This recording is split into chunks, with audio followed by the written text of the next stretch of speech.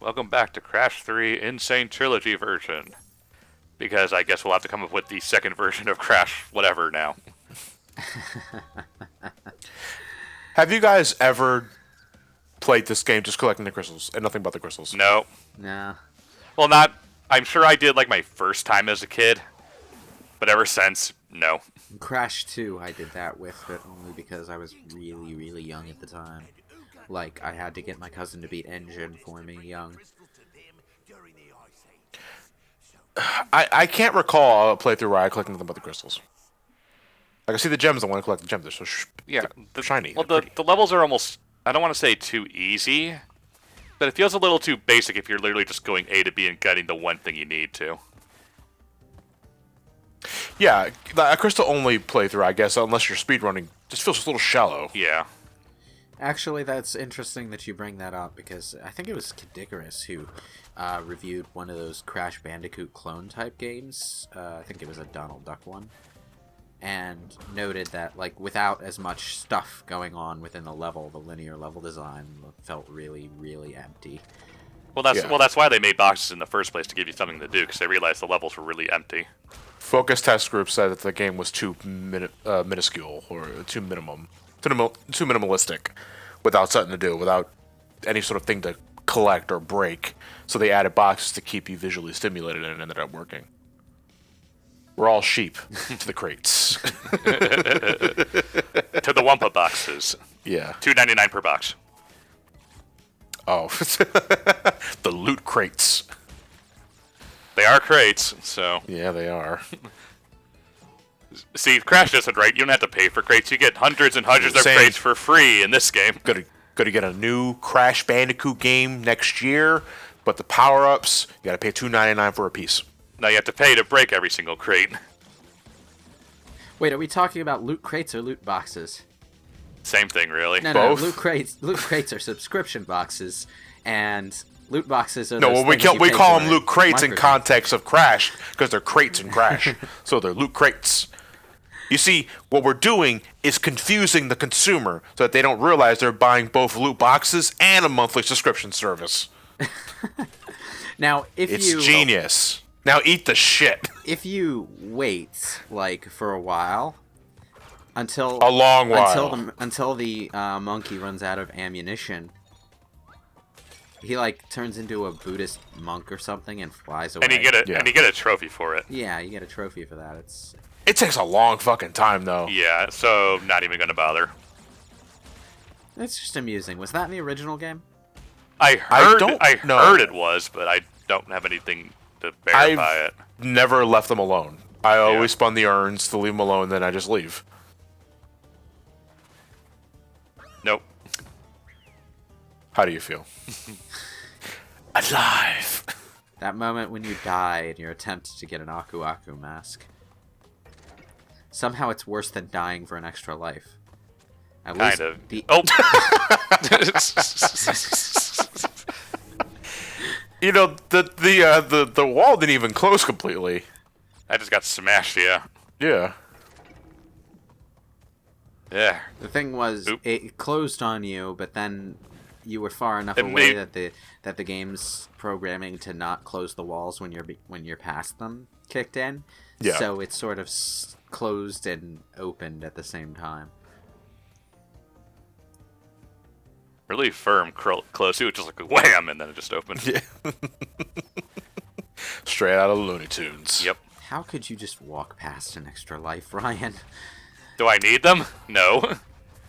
Yeah, well, the way you're dying in this level. Help. Where is your god now? I mean, I already have 27 of them. Yeah, but you could have had 29. Eh. Leave no witnesses. These guys still make me nervous. I remember how weird the hitboxes were in the original game. You mean how wide their hitboxes were? Yeah, it was those guys and in Crash 2 in the sewer levels. Yeah. Both with the flamethrower, I noticed a pattern here. Oh, so when they get the flamethrower, it's the most effective weapon they could possibly use. But when we get the flamethrower, oh, it misses everything. Yep. Or the damage output is just not worth the cost. Yep. Yeah. Unfortunately, you can't get either gem there until you come back with the purple gem. Although it has become one of my favorite things to use now in 14. Because you can activate it whenever. Just pop it in front of a bunch of people. It's like, what the fuck are you doing? It's a good thing that the Great Wall of China is long enough to support several stages worth of tiger riding. Well, it probably is long enough to actually support that. I'd say it's I'm surprised long with enough to how- support much more. I'm surprised with how much this game loves Rule of 3 when it comes to the level tropes. There's only 2 tiger levels in the entire game. Huh. You're right. Odd. Well, yeah, there are technically 30 levels with the relic ones, so... Oops.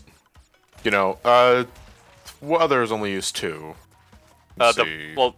The plane, sort of. The plane... Well, no, because there's Rings of Power. Yeah, but That's a plane that level. doesn't play like the other 2 ones, though. But it still uses the plane. Yeah. You know, it's very aesthetically similar. The future levels, there's only 2 of those. Overshot. Yep. You know what would have sucked if after flying off the tiger you hit the box. Yeah, you hit the check Which can happen. Which can happen, actually. Yeah, it happened to me, and yeah, it's really annoying. Would love if you hit the if you launch off the tiger and bounce off the box and cause a chain reaction that causes you to land on all the other boxes along the road, and you finish the level that way. With the one box you missed still missing. Yep. Yes. Oops. Because there's no happy endings in Crash. Nope. Because you keep crashing into everything. Wait. Why can't she continue riding after that? She's clearly fine. Because she landed hard on her ass. It's broken in 3 different places. She doesn't look like she's Broke her got a broken tailbone. butt. Well, because she has a tiger on her lap, and that's adorable. I'm happy you're alive, tiger, but I'm secretly dying. On the inside. Oh. Just barely nicked him. Yeah, that can happen. Nope, barely Stop that. nicked him again. I noticed that you're not using the run button at all. Well, it's easier to Well, maneuver. except Yes. to barrel through barrels, I suppose. Barrel through barrels, yep. I actually didn't know you could do that with the run button until I started playing this version. Did it by complete accident when I was going after a platinum relic in the original game. Yep. And they expect you to do that to get platinums. You have to. Yep. Yeah. I guess unless you took to the side of the wall where you can avoid everything. Yeah, but I don't think they intended that much of it. Although maybe they did, considering they had to have known about the bridge levels in Crash 1. I know everyone treats Yeah. it that way. That was unintentional, though. Yeah. I'm pretty sure. Oh, definitely. You have to make them just solid enough so they don't go careening off while they're running normally, but making them solid means you can stand on them. So. Well, you have to make them solid so that, you know, folks don't realize, oh, wait, they're just textures. Yeah. You just walk past them. Now, Dingo Dial. Probably one of the best bosses in the franchise. Well, because Just in terms of the fight, or just like presence? Well, I mean, like, just gameplay-wise, this one has... Well, I won't say a lot going for it, but it hits the right notes pretty... And just so you know, you can't cheese him the exact same way as the first version. Yeah, you can. Also, Dingo Dial knows how to fucking aim. If you're moving Sort of. when he's trying to aim at you, he will aim at the spot in front of you. Yeah. His aiming is not as precise, though, as the original game. They did ease things up there. And yeah, you can still cheese him in this. Because the spin slide jump is still a thing in this game. Yep. But for the sake of actually fighting him the way you're supposed to, yeah. I want to play the game because I'm not a cheap bitch.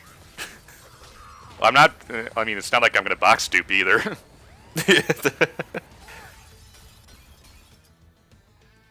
That is how they speedrun certain levels, so. For 100% anyway. I love, oh, wow. Did they speed that up? Yes, they did. You see, because I used the cheese method, I never get this far into the fight. So that was the first time I actually saw the double shots. Really? Yeah, Well, in this version or original version? in this version specifically. Okay. Yeah, because I played the original so many times before I even knew glitches were a thing in that game. Right. And they got rid of his end quote for some reason. I don't know why. He doesn't say it in this game. Yeah, it's weird. Double jump. Don't know how you learned to double jump by picking up a token, but whatever. To be fair, does a double jump make any sense in any game it's in? Sort of.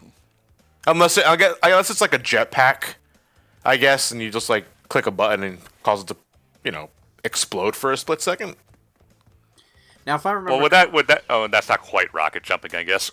if I remember correctly, the yo-yo was something that was in the original game, right? Yes, it was. There was an idle animation.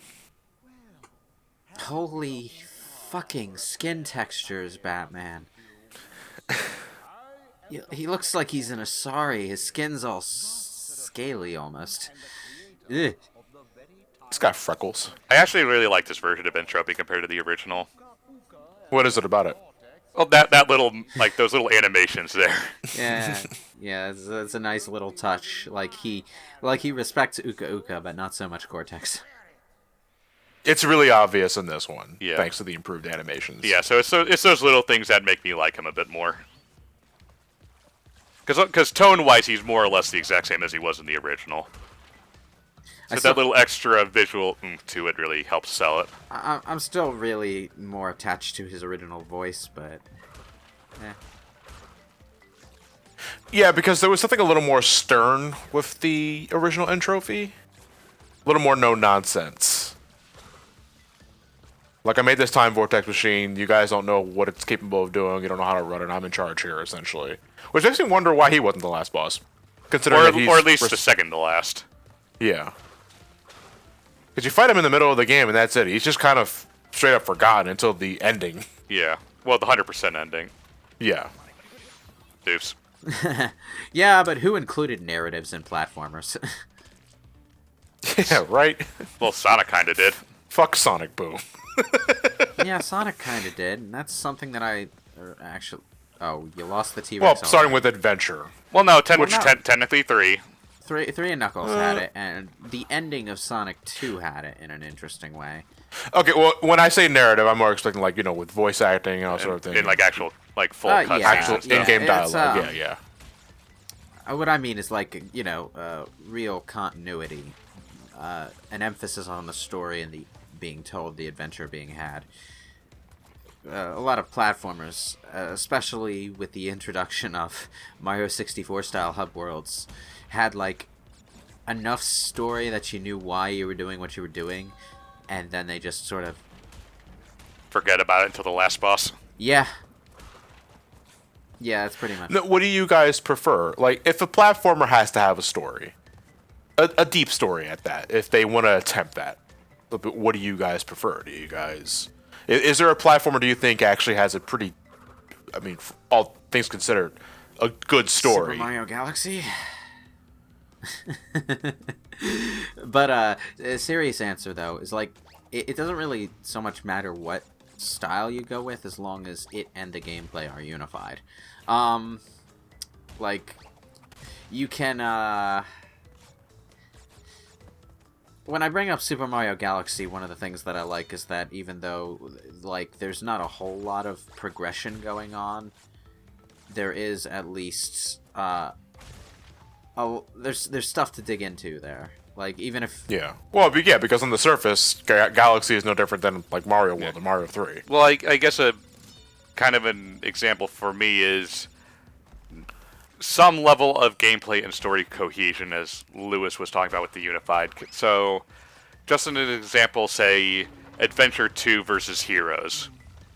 Whereas every level, at least, maybe not so much in terms of importance to the story, there is some reason as to why the characters are there. Versus, oh, we need to stop Eggman in 3 days, let's go to the casino level because it's a level.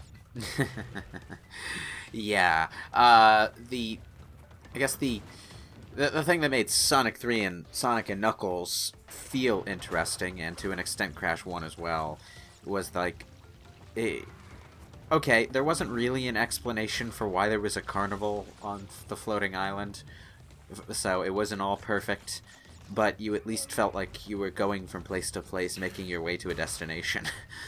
There was an air of mystery with Sonic 3 and Knuckles that made you feel as a player that you were discovering these things as Sonic was discovering these things. Yeah. Yes. And to me, I think one of the most interesting it gets is when you're entering Hidden Palace Zone for the first time. Yeah. So You know. that's more what I mean with gameplay and story, cohesion. The levels don't exist just to exist as levels. Yeah, it's a rudimentary old school example, but Yeah. the point is, like, you don't necessarily have to. Like, the reason that people say platformers don't need stories is because platformers are focused on gameplay, and there's like kind of a rookie mistake when considering game design is the idea that story and gameplay is the same as cutscenes and gameplay. You know, like, story is synonymous with cutscenes. That's not necessarily true. Story can happen as you play the game. It can be something that you discover while you're playing. Cutscenes are a way to tell a story, but it's not the only way of telling a story. Yeah. Just one component. But Yeah, they're all components. yeah, so old school platforming design, particularly in the 32-bit era, generally kept the story limited to cutscenes, what you could tell in a cutscene.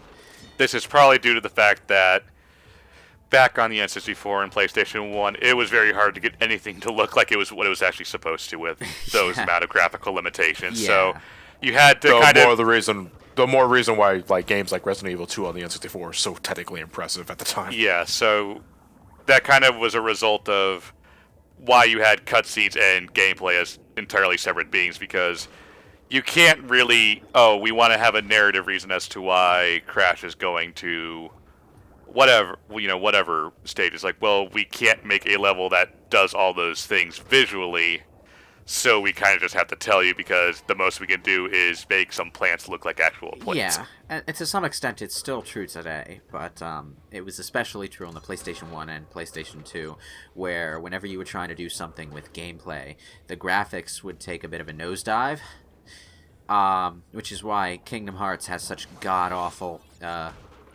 real-time Lip flaps in the not dedicated cutscenes. Another example is drawing from the RPG well is Grandia 3, where in gameplay all of the character models are pretty goddamn rudimentary and kind of blocky. Like, they don't even have lip flaps. Thank Dreamcast era. But then they have cutscenes, most of which are pre-rendered, that look absolutely fucking beautiful. So, But really makes the in-game graphics that much fucking jarring. So you mean like most of Final Fantasy until we got to the PS3, really? I would say more in line with Final Fantasy VII. Yeah.